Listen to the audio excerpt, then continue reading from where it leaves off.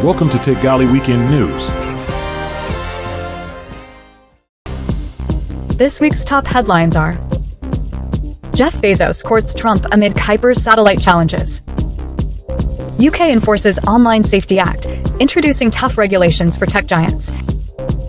Meta fined €251 million by EU over 2018 Facebook data breach. US finalizes $406 million grants to GlobalWafers for silicon wafer production. Salesforce expands AI-powered virtual agents with over 1,000 deals closed. Luxury brands embrace Bitcoin amid surging cryptocurrency values. US authorities investigate TP-Link routers amid cybersecurity concerns. Apple explores partnerships with Tencent and ByteDance for AI integration in China. US investigates NVIDIA chip smuggling to China amid export controls. Senators urge Biden to extend TikTok sale deadline amid legal challenges. Amazon founder Jeff Bezos is preparing to meet President-elect Donald Trump, signaling a shift in approach as the company faces mounting challenges in its satellite internet venture, Project Kuiper. The initiative, designed to rival Elon Musk's Starlink, has experienced repeated delays, with its first operational satellites postponed twice in 2024. The latest setback stems from United Launch Alliance, which prioritized U.S. Space Force missions, further complicating Kuiper's schedule. United Launch Alliance, a joint venture between Boeing and Lockheed Martin, has yet to finalize those military launches following an October incident, leaving Amazon's timeline for deploying Kuiper satellites uncertain. Initially budgeted at $10 billion, Kuiper's costs have ballooned to $20 billion. According to Quilty Space, Amazon may require a Federal Communications Commission waiver to meet a mid-2026 deadline for deploying over 1,600 satellites. During Trump's first presidency, Bezos clashed with the administration over Amazon's exclusion from a Pentagon contract and criticism from his Washington Post. However, Bezos now appears to be adopting a more conciliatory tone. Following Trump's election win, Bezos congratulated him on X, formerly Twitter, and expressed optimism about his leadership. Amazon also pledged $1 million to Trump's inaugural fund. Amazon's reliance on external launch providers adds another layer of complexity. While its first Kuiper satellites are set to launch aboard United Launch Alliance's Atlas V, subsequent missions depend on new rockets from United Launch Alliance, Arianespace, and Bezos-backed Blue Origin. These vehicles have limited flight histories, raising concerns about timely launches. Despite these challenges, Amazon aims to begin Kuiper service by late 2025. Given Amazon's deep resources and direct-to-consumer expertise, analysts see the potential for Kuiper to carve out market space alongside Starlink. However, achieving the Federal Communications Commission milestone for half of Kuiper's 3,230 satellite fleet by 2026 remains critical. Securing a Federal Communications Commission waiver is plausible, but with a likely Republican majority in the commission, regulatory dynamics could shift.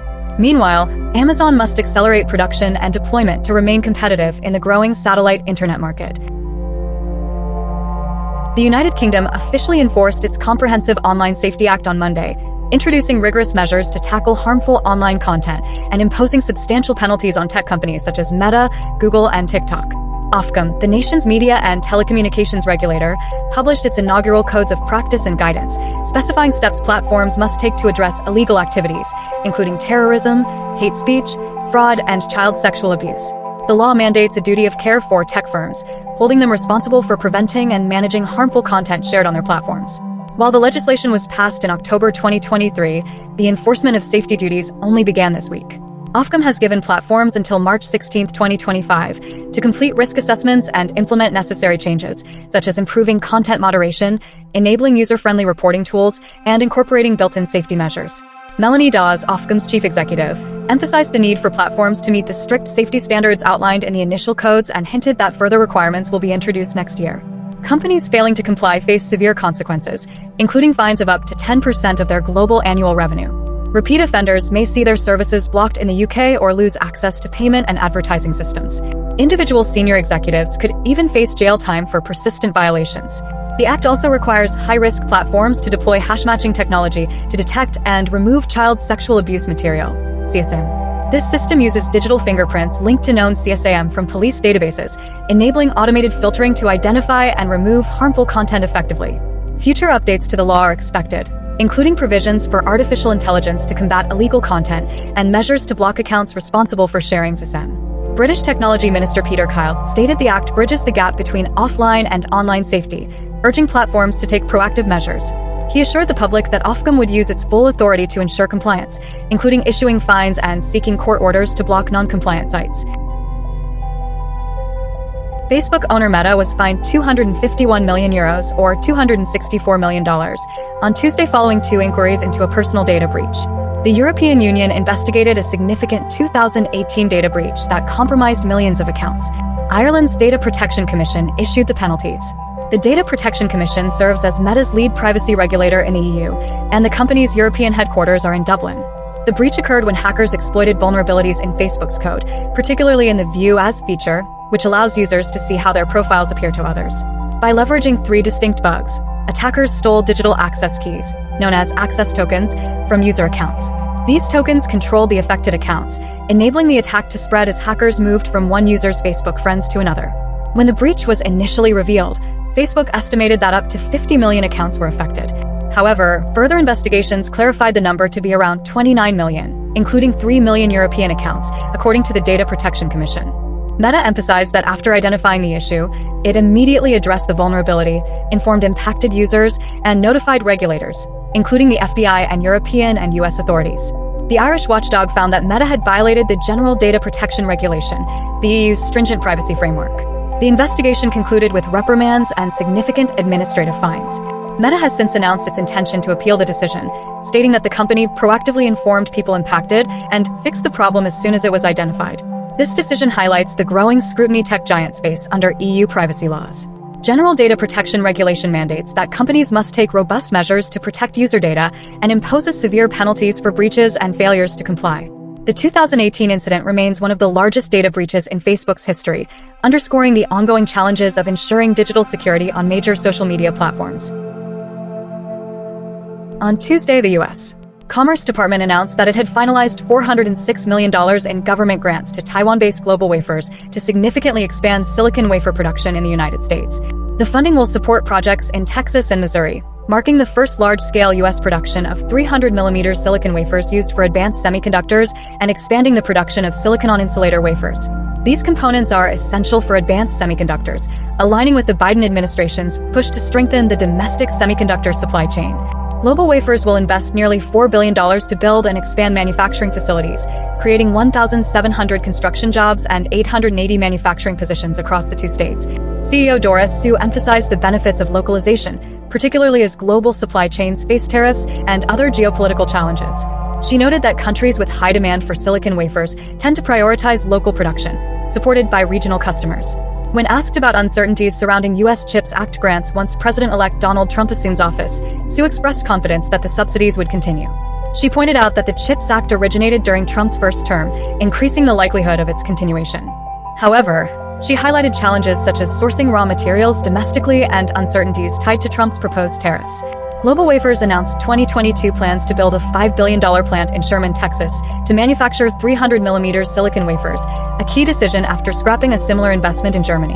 Along with the Texas project, the company will establish a new facility in St. Peters, Missouri, to produce wafers critical for aerospace and defense chips. Over 90% of global silicon wafers are manufactured in East Asia, and 5 major companies, including GlobalWafers, control 80% of the global market. The Commerce Department is accelerating efforts to finalize awards under the $52.7 billion CHIPS and Science Act before Trump takes office on January 20th, underscoring the urgency to secure U.S. semiconductor production capabilities. Salesforce CEO Mark Benioff says the company has surpassed 1,000 paid deals for Agentforce, its artificial intelligence-driven platform for creating virtual representatives. Speaking at a company event in San Francisco, Benioff highlighted advancements in the platform, designed to assist businesses in building bots for recruiting and customer service tasks. These bots can also integrate with Salesforce's messaging app, Slack, offering a seamless solution for various organizational needs. Benioff noted that Salesforce has implemented similar AI solutions within its operations. For the efficiency of AI-powered tools, the company now requires half as many human employees to address simple customer inquiries. Despite this shift, Benioff emphasized plans to grow Salesforce's workforce by increasing its sales team by at least 10%. Since the launch of ChatGPT in 2022, businesses across industries have explored AI technologies, though many have yet to see significant savings or revenue from these initiatives. Benioff remains optimistic, viewing digital labor as a transformative force that can augment human capabilities and drive economic growth. Looking ahead, Salesforce plans to introduce a Robot Force Partner program to connect physical robots with virtual AI systems, further bridging the gap between real-world and digital operations. Citing hotel chains as an example, Benioff described a future where digital assistants could manage administrative tasks while robots handle physical duties such as cleaning rooms. Integrating AI and robotics could revolutionize industries by improving efficiency and reducing costs. Benioff also hoped President-elect Donald Trump's incoming administration would engage with business leaders on digital labor. When asked about a potential donation to Trump's inaugural fund, Benioff humorously remarked that offering Trump's recent Time magazine cover, where he was named Person of the Year, for free use might suffice. Bitcoin's soaring value has drawn high-end fashion brands and retailers into cryptocurrency payments, aiming to tap into newfound wealth and foster loyalty among crypto investors.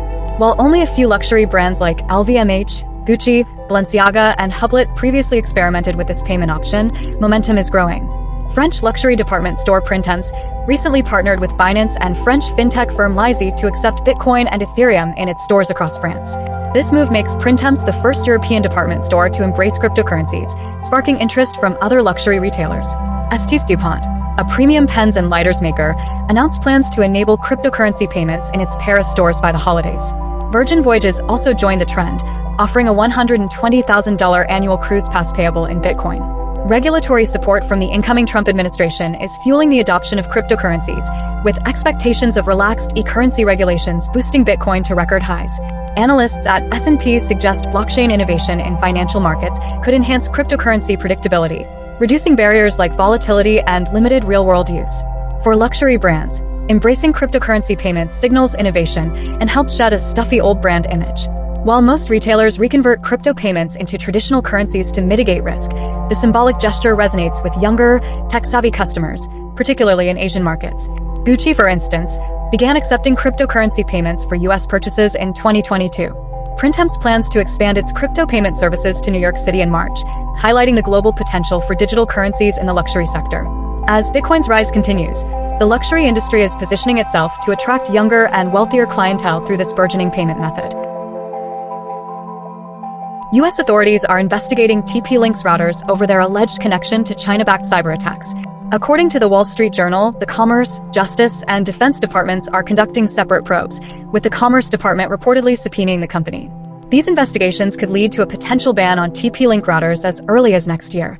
The investigations stem from a wave of cyber attacks reported in September. During these attacks, Chinese hackers allegedly exploited vulnerabilities in TP-Link routers to target U.S. government organizations, Defense Department suppliers, non-government organizations, and think tanks. The routers, widely used by small businesses and homes in the U.S., are also employed by critical entities such as the Department of Defense and NASA. TP-Link has been scrutinized for reportedly shipping devices with significant security flaws. The company holds approximately 65% of the U.S. market share for small businesses and home routers. Sources have indicated that the company has been slow to address these vulnerabilities and has not actively collaborated with the cybersecurity community to resolve these issues. In response, a TP-Link spokesperson stated, "We welcome any opportunities to engage with the U.S. government to demonstrate that our security practices are fully in line with industry security standards and to demonstrate our ongoing commitment to the U.S. market, U.S. consumers, and addressing U.S. national security risks." A ban on TP-Link routers would mark the most significant removal of Chinese telecom equipment in the U.S. since the Huawei ban in 2019. Such a move could disrupt the router market and force many organizations and households to transition to alternative solutions. As the investigations continue, the case underscores broader concerns about the security of telecommunications infrastructure and potential foreign influence on critical U.S. systems. The outcome could set a precedent for how similar cases are handled. According to sources familiar with the matter, Apple is reportedly in early discussions with Chinese tech giants Tencent and ByteDance about incorporating their artificial intelligence models into iPhones sold in China. This move follows Apple's global rollout of OpenAI's ChatGPT through its Apple Intelligence product, enabling Siri to leverage the chatbot's capabilities for tasks like analyzing photos and documents. However, regulatory restrictions in China, where ChatGPT is unavailable, compel Apple to seek local partnerships to introduce generative AI features in the region. Apple's talks with Tencent and ByteDance remain in preliminary stages, and neither company has publicly commented. If successful, such collaborations could significantly boost Apple's competitive stance in China's dynamic AI sector, where domestic players like ByteDance Doubao, Tencent's Hunyuan, and Baidu's Ernie are leading the charge.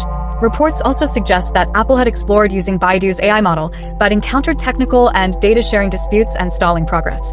Apple's critical challenge is the lack of advanced AI functionalities in iPhones sold in China. The company faces mounting competition from domestic brands like Huawei, which has aggressively reclaimed its position in the high-end smartphone market. Huawei's recent Mate 70 series boasts AI features powered by its proprietary large language model, presenting a direct challenge to Apple's offerings. Apple's struggles in the Chinese market are reflected in its declining performance. Although the company briefly regained its position among China's top 5 smartphone vendors in the third quarter, its sales fell by 0.3% year-over-year. In contrast, according to research firm IDC, Huawei's sales surged by an impressive 42% during the same period.